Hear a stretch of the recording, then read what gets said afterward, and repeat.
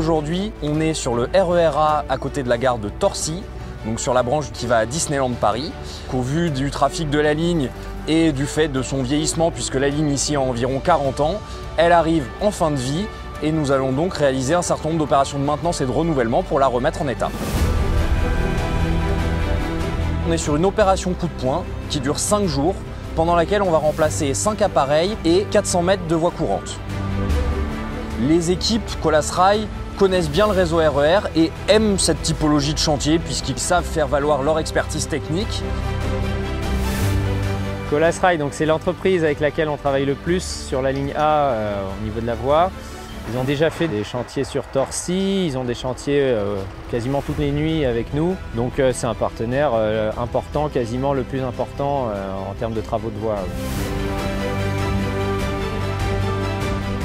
On a un nombre assez important de moyens avec plusieurs locomotives Colas Rail, d'autres locomotives fournies par la RATP, un certain nombre de pelles rail route. On en a 4 sur le chantier, plus 2 en base arrière et encore une autre sur une deuxième base arrière. On va également avoir, puisqu'on renouvelle des appareils, des PEMLEM. Donc comme vous pouvez constater derrière moi, on est en train de poser un appareil de voie avec des PEMLEM. Donc c'est des engins qui vont permettre de poser des appareils de voie directement à leur place en un seul tenant. Donc les appareils vont arriver par une voie existante en roulant sur cette voie. Ensuite on va poser des petits rails provisoires, donc on appelle ça un chemin de roule, qui va permettre d'acheminer l'appareil de voie jusqu'à sa place finale. Et ensuite on va pouvoir le poser d'un seul tenant directement à sa place dans la foulée. On va également avoir un personnel très important qui va intervenir. On a donc le front de travaux qui tourne en 3/8, 2 bases arrière, 5 conducteurs de travaux qui vont intervenir sur les différents moments et les différents emplacements du chantier. Moi, je vais venir en supervision pour m'assurer qu'on est bien coordonné entre les différents postes et avec les différents services de la RATP et l'entreprise de signalisation qui intervient pour remettre en œuvre tous les aiguillages après notre passage. On est sur le poste d'après-midi, on est donc le deuxième poste de la journée. L'objectif, c'est de poser les 2 derniers appareils et de raccorder l'ensemble des voies pour ensuite procéder au ballastage à l'aide d'un train travaux. Sur ce chantier, on a de vrais enjeux logistiques pour être capable de mener à bien toutes les opérations qu'on a à réaliser, puisqu'on doit amener une grande quantité de matériaux et en évacuer également une très grande quantité. Vous le voyez ici, on est dans une tranchée, il n'y a pas d'accès qui nous permette de venir depuis l'extérieur facilement dans l'emprise ferroviaire.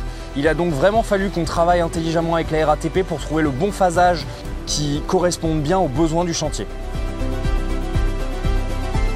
Je suis sur le poste 22h-6h, donc l'objectif de ce poste c'est le mouvement des différents trains travaux pour l'évacuation des vieilles traverses et l'acheminement du ballast pour le ballastage de ce qui était posé en journée et également le bourrage des appareils de voie et de la voie courante.